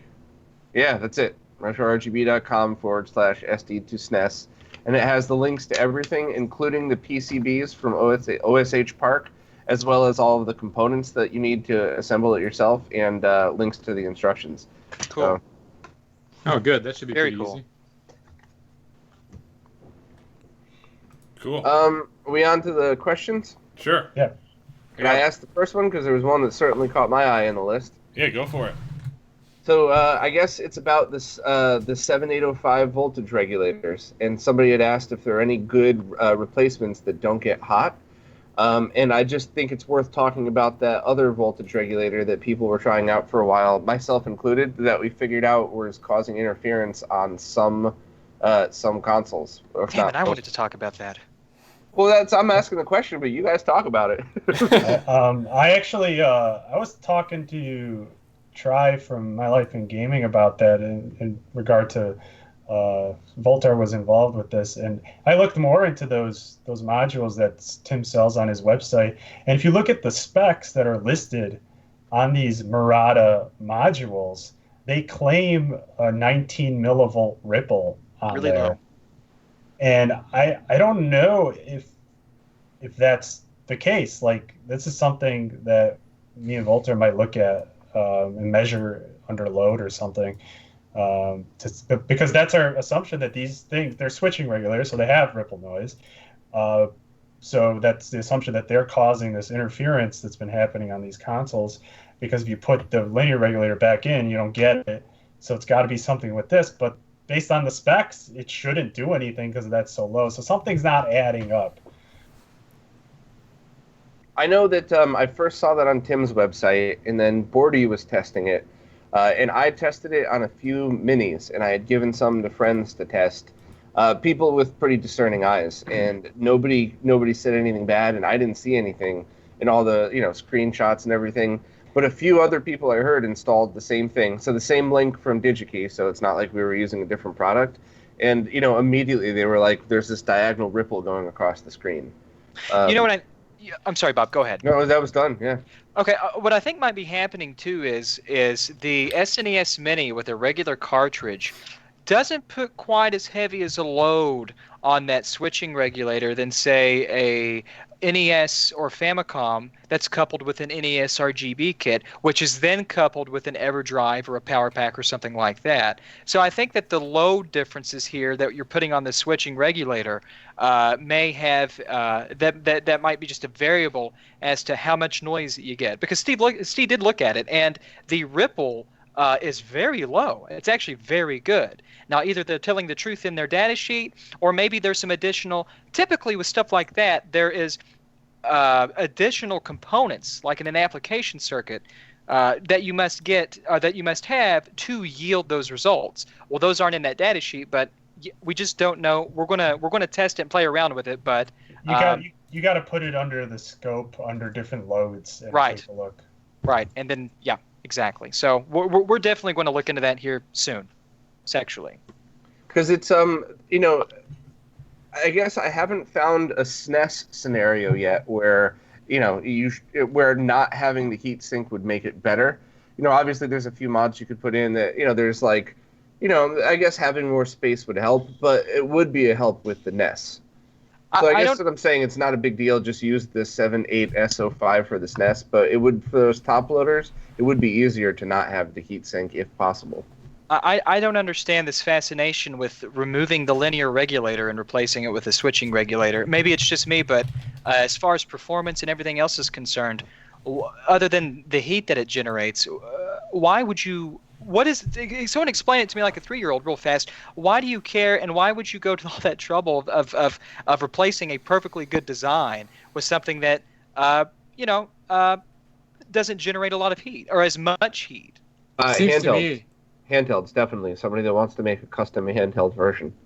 Okay, handhelds are fine, but I'm talking about NESs, Genesis systems, and SNESs. I mean, that's what maybe it's just me. I just don't understand the fascination with that. I think it's kind of silly. So we're talking about adding an SMPS there instead of the LDO. Is that it? Yeah. You're removing the dropout. You're removing the low dropout, and you're replacing it with a switching supply. Why for these consoles? Why is there so much interest in doing that tech? Not handhelds, but actual console systems. So now you're potentially introducing noise in the hundreds of kilohertz range. Correct. Yeah. So this goes back to what I discussed last time with the power supplies. Under these scenarios where people had noise, is it guaranteed that they are putting the transformer based supply into these consoles, or are they putting a switching supply into a switching supply? And then you get all sorts of results. I think it's a mix of both. I think you got a switching supply and a switching regulator on some systems, and other systems you actually have a good supply with a switching regulator. So, okay, I don't know, but that's a factor too, because if your input needs to be clean and conditioned, right? Yeah. So. Well, I've got 2 systems here, and I'm thinking I'll even do a video on this once some data comes in to kind of maybe clarify. Maybe this isn't such a good idea for your Nintendo or for your console systems. I don't know. Okay. Alrighty, let's move on to. Here's a good one. I've kind of addressed this before, but. I've been using the Retro DC power to power all my 9-volt consoles. Have you tested it? Seems reliable to me, but I don't have an oscilloscope to put it through its paces. I think either me or Steve can talk to this. We used to have that as a recommended power supply on our third-party products page. We only took it down because it's not UL listed, so we can't really guarantee it won't change over time. So I had the thing was I had 2 Retro DCs, and one had okay noise performance, and one had terrible noise performance, and they're supposed to be the same, right? And I had it under same load and everything, and that's another reason why we're like no more non-UL listed. So we're only going with the UL listed supplies, and the thing that the Retro DC is based upon is not UL listed. Therefore, we can't reliably rely on it. Yeah. I guess because it could change. I don't know. Yeah, it needs to stay consistent. Yeah. So there were both 2 SMPSs, but they were different?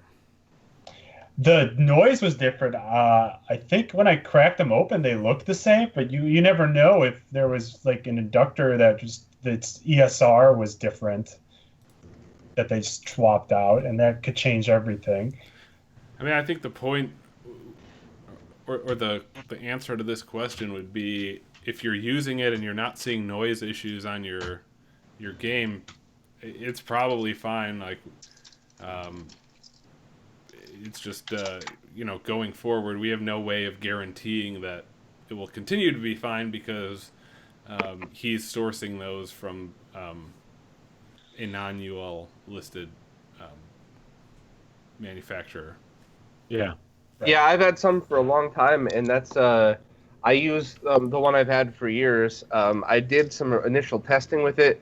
I didn't use a scope. I just did my stupid screenshot test and didn't see any difference. And that's the one that I use currently with. So it powers my Genesis, Sega CD, and 32X. And I'm I have no issues at all. But like they're saying, if it's not UL certified, you can't guarantee that every single one will perform the same.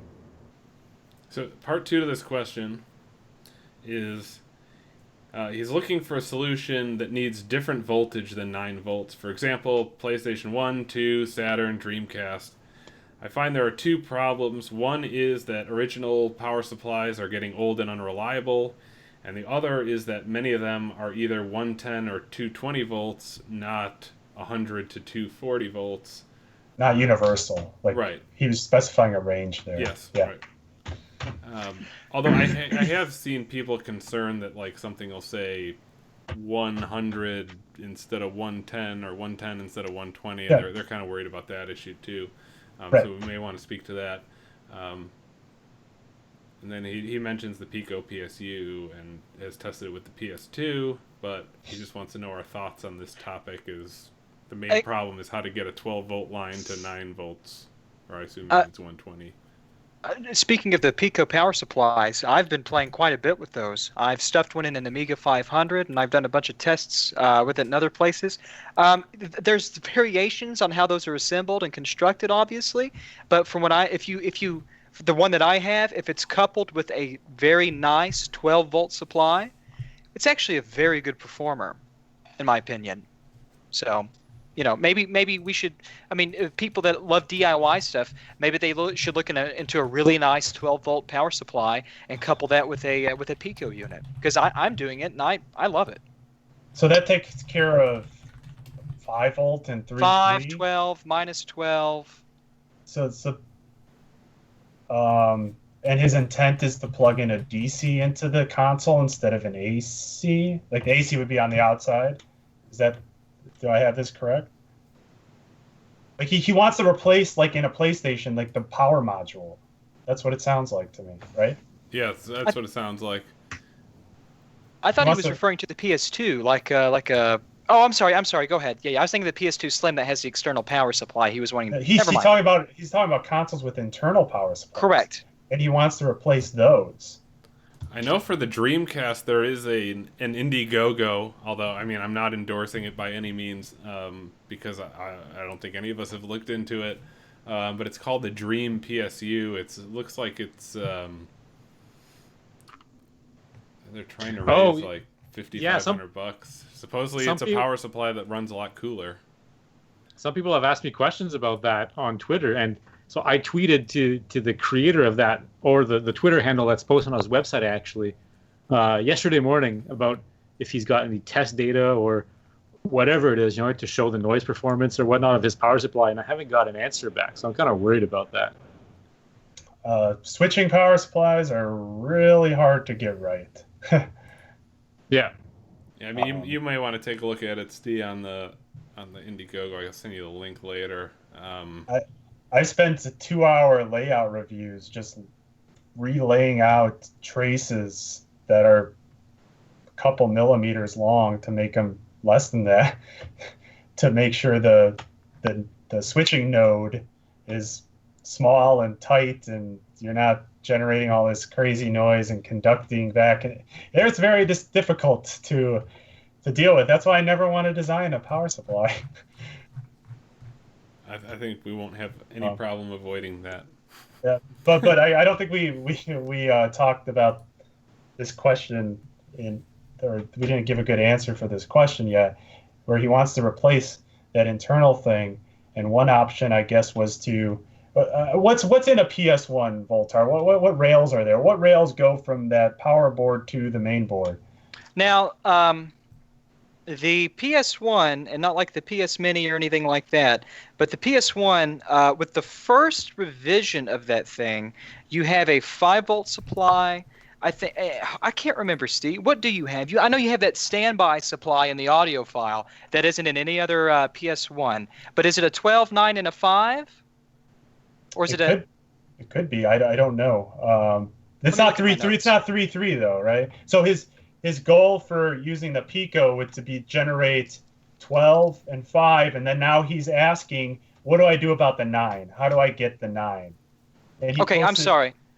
It's 3.5 volts, and it's 8 volts. But on the so you've got a 3.5 volt rail, and you've got an 8-volt rail on all PS1s. Except for the first launch PS1, there is an additional standby 8-volt rail. Okay. And then what about PS2? Was the question directed to PS1 or PS2, or I don't have it in front of me. I'm going by memory. PS1, PS2, Saturn, Dreamcast. I guess just his generic question: how do you get from 12 to 9? He posted some circuits. He posted a circuit schematic. I would not use that schematic. Again, that's a switching power supply schematic, and there's no PWM control. It's very crude, and you're going to get a lot of noise on that. And then he posted like an off-the-shelf product, which claims it has good noise performance. I wouldn't know, but if it was up to me, if I'm going from 12 to 9, I would use a low dropout regulator because you have to construct that circuit yourself too. It's not off the shelf, but you would need one that's beefier to handle whatever current is drawn. So it's not trivial to design, I guess, is my point. I guess if you want to try that off the shelf thing, and you can, but my opinion is to use a linear low dropout regulator. I don't know what Renee thinks. What do you think, Renee? Well, I think, these retro consoles and whatnot, they were designed and they passed emissions tests and quality tests and whatnot with their current voltage regulators in mind, with their LDOs in mind, right? Yeah. Maybe some timing requirements or some interference requirements were kind of just barely met by using an LDO. So if you're gonna start slapping in some SMPSs in there and introducing a whole bunch of switching noise, you're not guaranteed to get as good performance as the original design. That's what the EMI shield is for, though. So yeah, EMI right? is just a myth. That's a myth companies make up to sell you extra filters for your shit. That doesn't exist. I crack open all my consoles and just throw that thing out. Actually, sell it. I mean, that's good metal right there. You can get good buck for that. You can cook a casserole in some of those, Yeah, right? that's That's what you use them for. That's why I'm always happy when a Japanese PC Engine Duo comes along, because they didn't give a shit about the FCC, so you don't have to spend 50 hours. Or a PS1 for that matter. You don't have to spend 15 hours desoldering these chassis grounds from a heat shield. Right. Yeah. So fuck the FCC. All right, let's take a quick question here, which is, do you know if Watermelon Games, makers of Pier Solar and the upcoming Paprium, are using the right hardware on their cartridge? We have no idea. I tried reaching out, but I guess the guy who's responsible for that is in China right now, so it's not something any of us know, but you can try reaching out to them. I know they have a Twitter and all that. I have a few words to say about that. I can't speculate as to what chips they use on Pure Solar, because when you open up the chip, the game card, they've epoxied the chips, right? So they're kind of hidden. But it looks like there's one flash chip and one CPLD chip. Other than that, I can't really speculate much more. I'd have to put it under the scope and see what the signals look like. Didn't you say your Pure Solar got like super hot, but it was like an old revision of it or something? Mine's a second print, I think. I actually have like the real plastic game case with it, not the original cardboard. If I'm getting that right, sorry if I'm not. But yeah, when I did play it, I recall the game cartridge getting significantly hot, like 10, 15 degrees above ambient. Ooh. That could be just a defect in mine, though. I mean, I didn't do any kind of scientific tests around that, and I don't want any online forums to go crazy about me saying that Pure Solar Cart will burn your retro console. I can crack mine open and send you a picture if you want. It's too late, Renee. It's already on fire. Well, let me. You know what? We're on for a few more minutes, right? Let me get it right now. Hold on. I just want to say. I'm sorry, Bob. I just want to say 2 questions in the chat too that we gotta remind me of. So you first. No. Go ahead. Go ahead and address those. I'll do this after the questions. Adam had a good question, and I think I know the answer, but I want you guys to verify because for the Nest front loader, the shield, the metal shield there, unless you have things stacked up and around it, to leave that off isn't really a bad thing, right? Totally worthless. Yeah, it was just to comply with components being next to each other in like all in a rack so they don't interfere with each other. I spent more hours of my life than I ever want to in a EMI chamber testing stuff like this. And as long as you're not as long as you don't place it on top of a 100-year-old person with a pacemaker, you're fine. And even then, it's still probably fine. Yep. Totally worthless, in my opinion. Yeah. So here it is, right? They've hidden the chips. They've globbed them up. But I'll show you how to remove that. If I'm gonna guess, that's a TQFP 100 next to a TSOP 54, right? Mm-hmm. And there's a 3.3 volt regulator on there and no resistors in sight. So, I mean, again, nobody quote me on this because I didn't actually test it on the scope. But is the edge beveled? The edge is crudely beveled. Yeah, it's not symmetrical. Does it look like hard gold? It does, yeah. Okay, cool. Yeah, but I mean, it doesn't look like it. At first glance, it looks like it's a 3.3 volt flash right on the bus, but untested. So it could be a 5 volt flash under there. Gotcha. Because it is 64 megs, right? And that size of 5 volt flash is pretty hard to find. So. Okay. The 2 questions, Bob, you said? Yeah, the other question, and it's one that was just asked, and it's also one that people have been asking me lately. So for purchasing oscilloscopes, now I think I know the answer to this, but you guys are all way smarter at this than I am. In order to do things like test power supply voltage or test, or just even test the video lines coming out of your cables, you can't buy those $60 USB-based ones, right? You actually have to buy one that goes to the full, like at least a 50 megahertz one, and you have to make sure that they're calibrated if you buy a used one. Correct? It's not the megahertz so much as it is the bandwidth that it can sample at any given time. Especially if you're going to be doing RGB, if you're wanting to look at like, video signals like RGB for whatever reason. I don't know. Maybe those $60 ones will be okay. But if you're looking for a real tangible scope on the cheap, I wouldn't. There would be no problem if you wanted to buy a used $75 25 megahertz single channel Tektronix. In my opinion, Steve may have a radically different opinion than that, but that probably depends sufficient. on what you're trying to accomplish out of it. Well, that's what I'm saying. I mean, if we're talking about rudimentary measurements for analog video signals and things like that, then I don't see the need in having a 100 megahertz or 50 megahertz is cheap enough. What kind of analog signals are we talking about? Are we talking about just 480i 240p, or then are we talking low about bandwidth? Yeah. That's right. Yeah, and also somebody in the chat was, can you use that same scope to check out power supply voltage? But that should be easier than video signals, right? It depends on the switching frequency of the power supply you're checking. If they're switching at really high speeds, you want your scope to be able to capture that and not just drown it out, because if it's happening and your scope can't see it, then it's there, but you just don't know it's there. Gotcha. but most switching power supplies are switching in the kilohertz range, or hundreds of kilohertz to 1 megahertz. So, yeah, I think even a 50 megahertz scope should be able to see that. I personally, I like having a 100 megahertz scope because I don't know. I just like having the extra bandwidth in case I need to see some anomaly that might be there or not. I think for analog stuff, my opinion is something higher than 50, maybe 70 or 100. Because I know when I was looking for mine, the the purpose that I'm going to be using it for is to run tests to post information on my website. So I want like the lowest margin of error possible. So for me, I definitely need a more expensive one because I'm going to be sharing my results. So, Well, but for you, Bob, Mhm.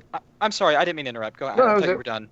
Or for you, you would want to. I would recommend to you just like a Rigel DS 1102 or something with digital storage. So when you're measuring these things, you can plug a USB drive in there, and you can actually get a bitmap of the waveform, and that makes your job so much easier. Yeah, That's that's all. I'm huge. sorry. That's all I was going to say. I didn't mean to interrupt you.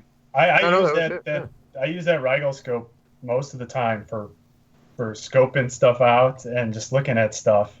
And it has that USB stick for saving things. But when I do like the measurements that like our designs are based upon, I use this beefier HP scope, but it's older and it doesn't have any sort of output. If I want to save something, I got to take a photo of the screen. Yeah, I still have a lot of those photos that you sent me. Yeah, so but that's what I use for more accurate measurements.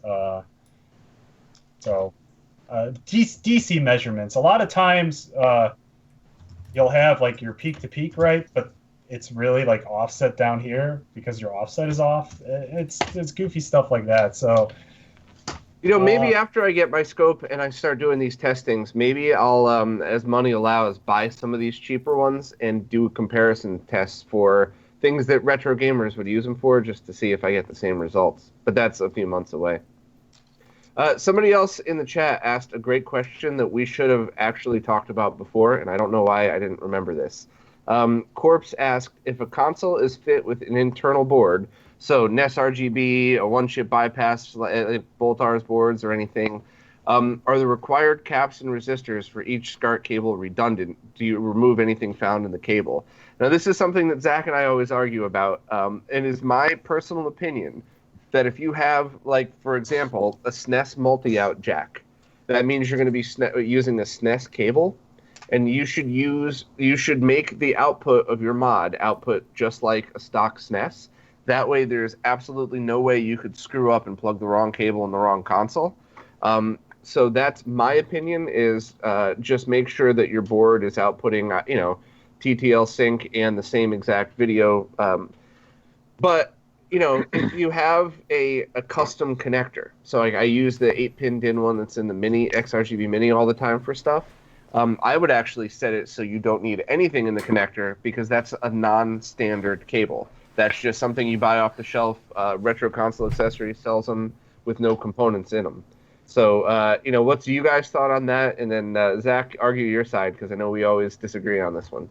my opinion was that well, I did spice simulations with all the different permutations of SCART cables that can be plugged in, and if you know all that data, you can pick a certain resistor or components to put on this board before it reaches the multi-out, such that it will work with all permutations. And I think that's what's on Voultar's board.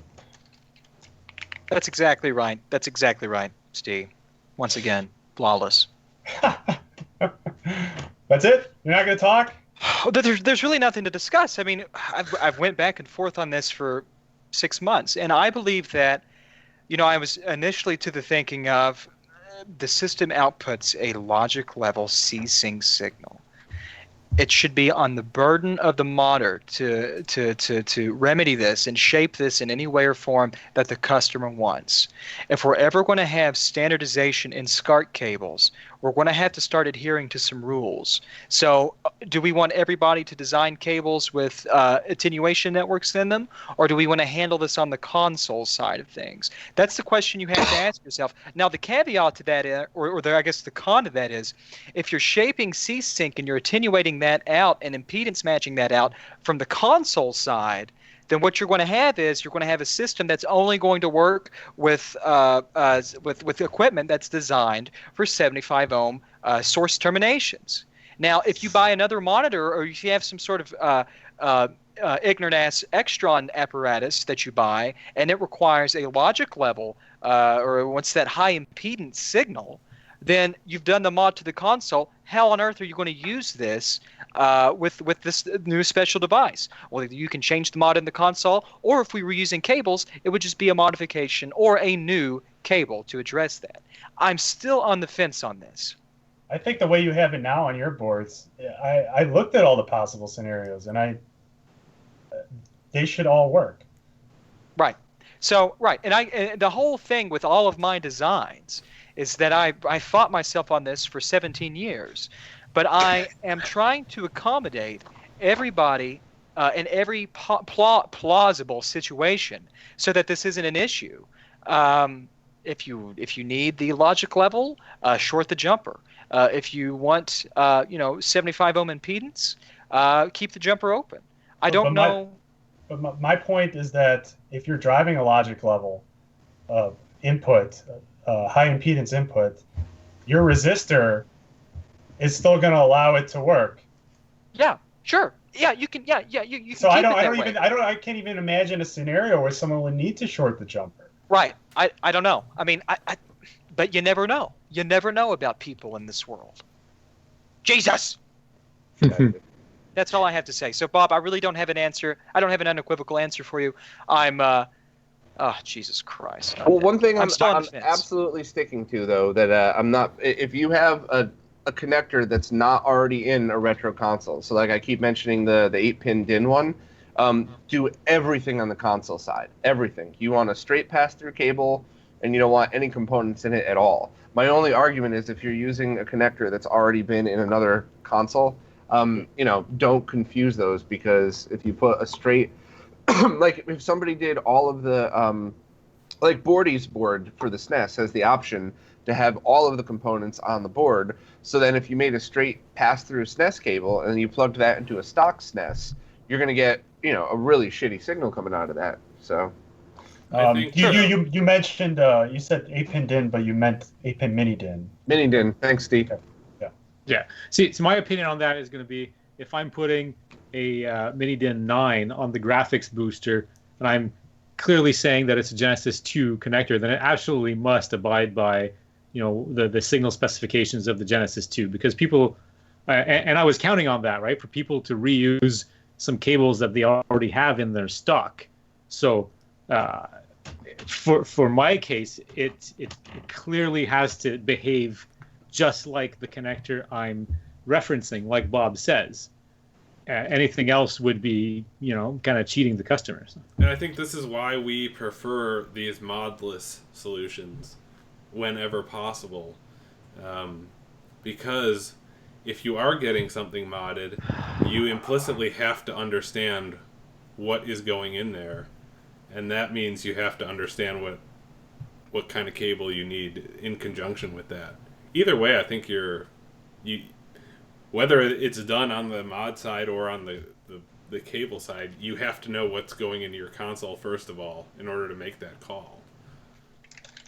Yeah. Okay, so we're pretty much in agreement for the most part, I guess. Yep. All right. Yeah. Any other questions? Let's pull one more from the because we have a big list of crap. We're not going to get to all of them. We'll have to move some to next time. But let's grab. No, not that one. No, not that one. Well, we're all out of time. Yeah. I think this is a question from Doug Gulich, which was, if we could have any mod, and it doesn't even have to exist currently, what would be our most desirable mod to have done on any of our consoles? I want to answer first, and go I for think it. Bob has asked me for this before. Is there a way so that you can integrate the Power-Based Mini FM into a Sega Genesis so that you'd have the ultimate, Sega Genesis and Master System console all in one, right? Because right now you need a power-based converter to play Master System games on Genesis, but that's essentially just a pinout adapter, right? That grounds one pin on a Genesis, turns it into Master System mode, and then routes the data bus properly. But that way you don't have the FM sound for the 40 or so games that require the FM sound. It would be really awesome if there existed a mod that would allow you to integrate the YM 2413 into the Genesis. It's probably possible. I mean, I'm sure. It is. I'm sure if you could actually put Tim's board in it and wire it that way with the Switch.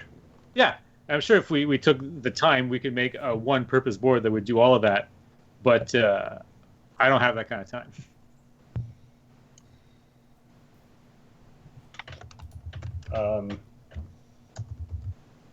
I don't know. I have to give me a few seconds to think about it. How about like a Sega Neptune but with CD attached to it? They don't have that, do they? No. I want everything in that Sega Megazord all into one unit. There is a few people working on stuff like that. So the guy Jody Elbow Droppa on Twitter or something, he's making, and I don't think this is something he's making for sale. And if it is, it's probably going to be expensive because it takes fucking forever. But he's taking a Model 1 Genesis and then putting all the components in, so it'll have 32X, Sega CD, and Genesis all in one. And it's very obviously like a passion project. So I don't know. That's pretty cool, but it's not something that you're going to see. No one's going to pump out 100 of those. Right. I think if Sega would have done it right, they would have put the Genesis cartridge connector on the Saturn instead of a custom cartridge connector. Back before the internet, when the Saturn was coming out, and the rumor at the local game stores where I lived was that cartridge connector was a backwards compatibility thing. And we were all like wide-eyed kids, like, so you could play Master System, Genesis, and Saturn games all on one? We were all shitting our pants. And then we found out what it was really used for. We're all like, oh.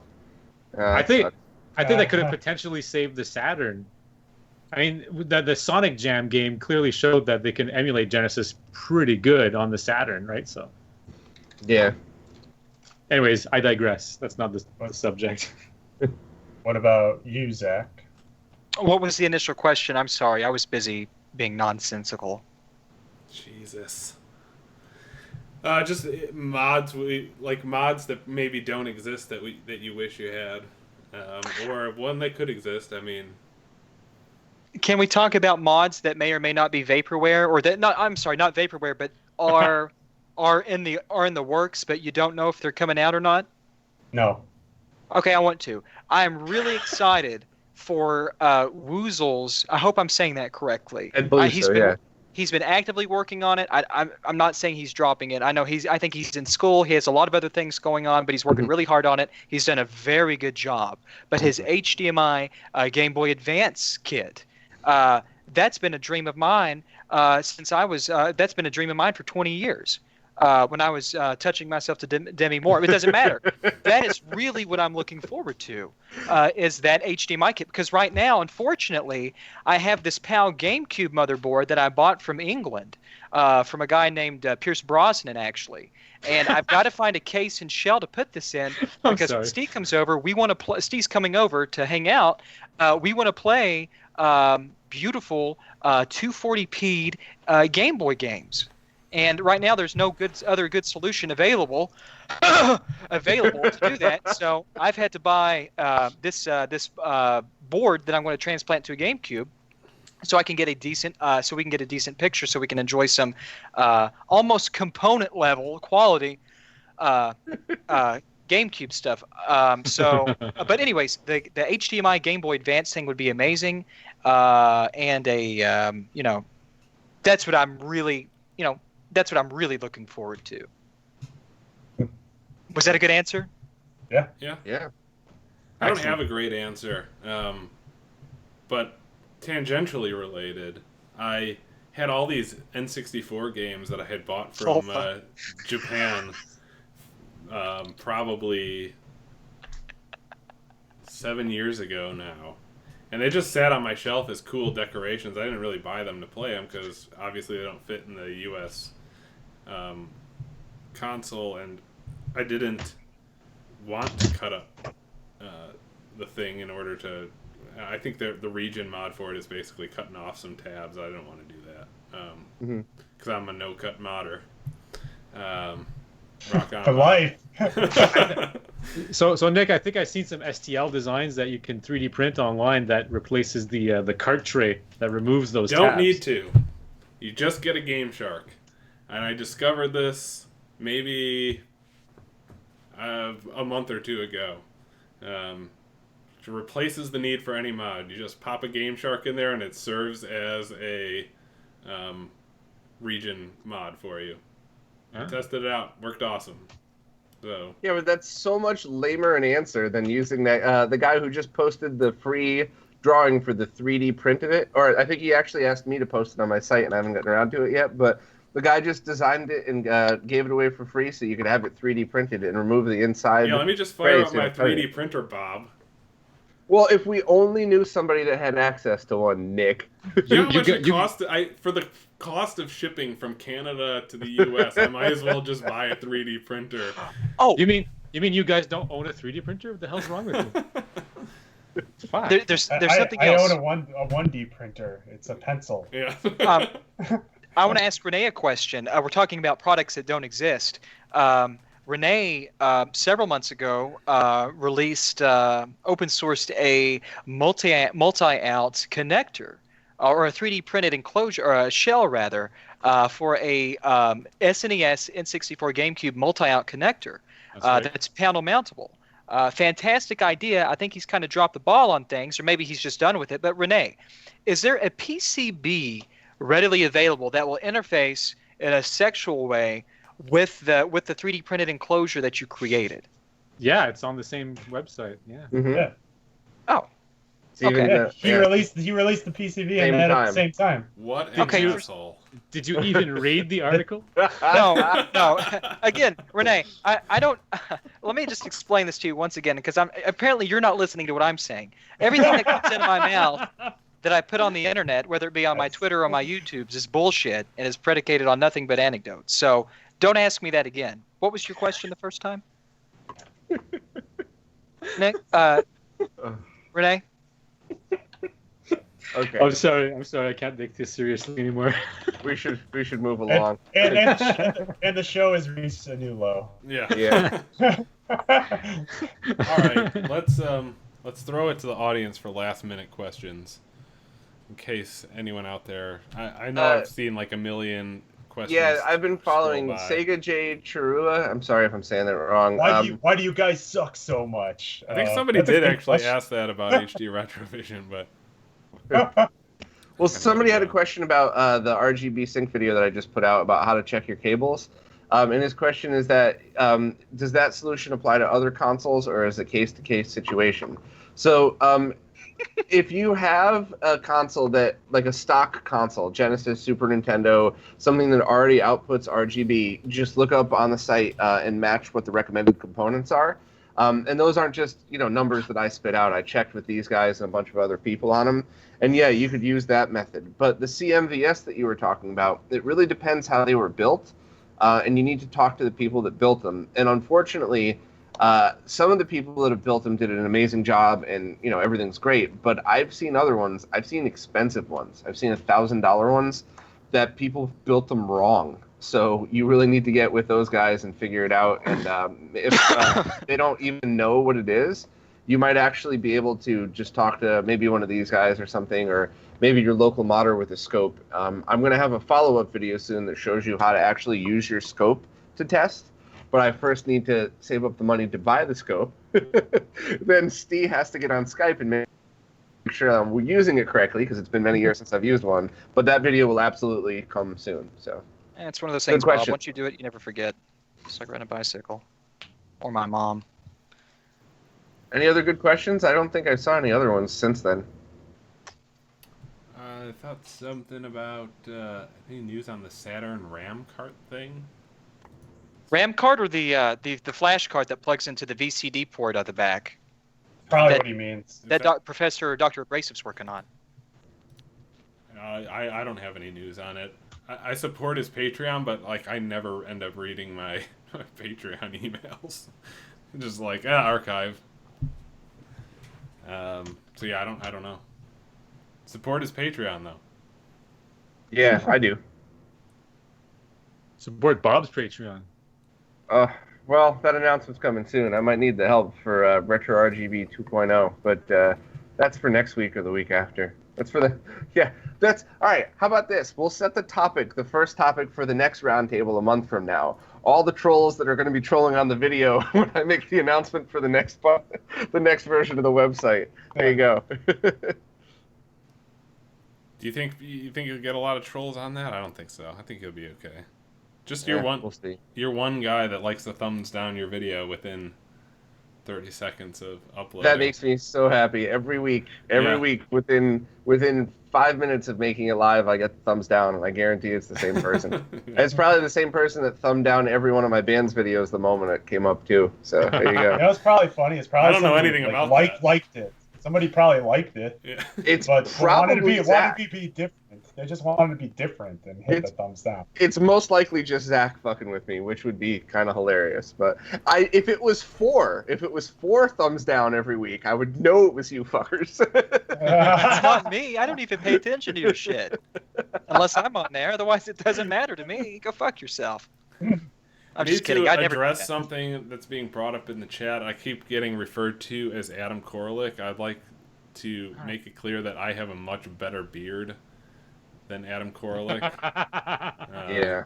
So you can go fuck yourselves. Well, on a question that people care about, Nick. Cash Banded Chewy, I said that wrong too. The Behar Brothers Toro box puts out the exact same quality picture through the SCART output as the VGA. But if you're going into an open source scan converter, use the SCART because you could use the automatic low pass filter on it. Otherwise, it really wouldn't matter. So. Is that a question or? That was the question, and I answered it. So. Oh, I didn't hear the question. So. Oh. Yep. All right. I think that's pretty much it, right? Yeah. Yeah, that was pretty much everything. Cool. I guess last couple things we'll clean up. First off, My Life in Gaming released their Saturn video, so if you haven't seen that, you should go check it out. And not just because they mention our product in it, but it's a really cool video. Yeah, they did a great job on that. When I saw them get two shots in particular, the one of probably Corey, I assume, holding up the disc and it coming into focus with Saturn playing in the reflection, I thought that was one of the coolest things I've seen them do. You just ruined it for everybody who didn't watch it. Yeah, whatever. This is spoiler alert. Sorry. And his ability to get the spinning disc to stop for that shot. He said it only took him 3 tries that time. Oh, did he? Right. Not 3 marks, but 3 attempts. They put those little things into their videos that really make their stuff special, in my opinion. So that's how you know they care. Oh, okay. Yeah. We have one question. I've seen this guy ask this 10 times. I should address it. Why do some TVs not get a signal even for ADI from our cables? I don't know what he's referring to. There's very few Sega Genesis and Super Nintendo games that are 480i. For starters, I don't know if he's referring to something on Saturn that he's tried. As far as TVs not accepting or not accepting 480i, I think the thing to know is that these consoles all did really weird things with their sync. So if it doesn't work with your particular TV, 240 or 480, I would suspect that the TV is just having a hard time understanding the sync coming out of the consoles. And I don't know if you wanted to add any color to that, but Yeah, I mean, I saw his question a couple times too, and to be honest, if you guys weren't here, my answer would have been it should always work fine, even in 480i. I haven't seen a flat screen yet that doesn't accept 480i over a component. I've seen them that don't accept it over VGA. In fact, most don't, but not through a component. I don't know. Maybe we're misinterpreting the question. Maybe his question was, why doesn't, if something doesn't detect the 240p signal, not detect it, but why isn't it just all TVs just recognize it as 480i and not just drop out and display no signal? I haven't read the question. I'm just assuming No, I based on the think context. he's saying that I get the idea that he's tried your cables in a scenario with 480i output and it didn't even work, But I think I got to ask Jim what the exact scenario is, because it should always work. This sounds like a support ticket question that he should go to our website and we'll help him out with. Gotcha. Okay. So go to hdretrovision.com/contact. yeah, I mean, if you have like a specific scenario that you can describe what is actually going on, because at least in terms of the main two consoles we support, I mean, that type of signal is not very common anyway. So, yeah, we'll be happy to work things out with you and try to figure out what's going on. But, I mean, as far as your point, Bob, and somebody actually submitted a support ticket about this recently, because there's a capture card that we found that works at 240p and had trouble with Genesis's 480i. And I think there is a reason behind that we just won't go into right now. But yeah, the stuff is all kind of goofy and non-standard, so just worth knowing. Gotcha. Well, I think we're pretty much good for this week, right? Or this month, this episode, whatever you want to fucking call it. Sorry, I'm still sick and not thinking right. Yeah, okay, yeah. There was some other cleanup that I wanted to do after that My Life in Gaming, which was we've kind of been talking internally among the five of us about whether we should do this twice a month or whether once a month is enough. So maybe people can add that in the comments section of this video, what they would prefer, or what they think. I'm kind of open to either. So yeah, and ask other questions and we'll add them to our list. If you put them in the comment section of the video, as always, we'll try to get to them. I know we had a few holdovers from last month. We'll try to get to them next month as well.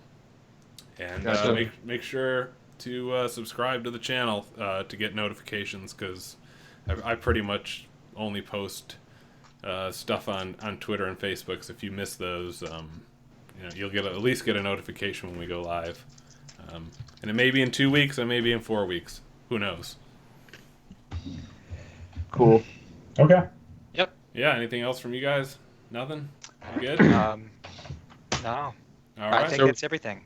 So we usually end going around giving our social media handles. All right. I totally forgot about that. Well, if you don't get trolled by me already, it's at HD Retrovision on Twitter. I'm RetroRGB on everything, and I just started Instagram because I don't want to spam all the rest of them with pictures. So if you like random pictures... Will you be taking pictures of every single meal that you eat in New York, like all the other foodie bloggers, or? That's a requirement. Only retro gaming related, or something that really makes me laugh. Like I walked by the Gowanus River where my office is yesterday, and there were chunks of pollution floating in it. I couldn't help but post a picture of that one. That was just fucking too gross not to. But all right, Renee, what's yours? Because you have the weird underscore in yours, right? Yeah, it's because my domain name has a dash in it, and Twitter doesn't want dashes in their handles. So my Twitter handle is db_electronics, and that's where I post, random stuff, and that's where I troll everyone and tell everyone that flashcards will burn to hell in their retro. The more serious stuff is kept for Facebook, where I'm db_electronics. Gotcha. But follow me on Twitter. I don't do Facebook. I don't like Facebook. Yeah, we're the same way. Facebook is a miserable, shitty platform that I only use there to post like major announcements. I shut mine down. I don't have one anymore. Yeah, it's almost unusable on desktop at this point.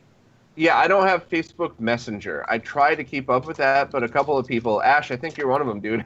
Every month I'll log in and I'll see that you sent me stuff. I'm so sorry. I don't do the Messenger thing there. I try to get to them, but yeah. But I post on it, but not the Messenger stuff. So sorry. Cool. And Zach, what are you?